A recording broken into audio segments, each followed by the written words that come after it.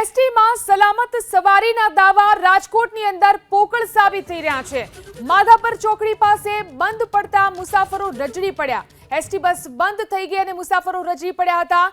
મુસાફરો એસટી બસને ધક્કો મારવા માટે મજબૂર બન્યા। એસટીમાં સલામત સવારીના દાવા કરવામાં આવે છે, પરંતુ તેની હકીકત શું છે જોઈ શકાય છે। રાજકોટના દ્રશ્યો છે। માધાપર ચોકડી પાસે બસ બંધ પડી ગઈ અને મુસાફરો રજડી પડ્યા હતા। મુસાફરોએ આ રીતે એસટી બસને ધક્કો મારવો પડ્યો હતો। તો મુસાફરો જ બસને ધક્કો મારી રહ્યા છે। ઘટના બની છે રાજકોટની અંદર। માધાપર ચોકડી પાસે આ રીતે એસટી બસ બંધ થઈ ગઈ અને મુસાફરો રજડી પડ્યા।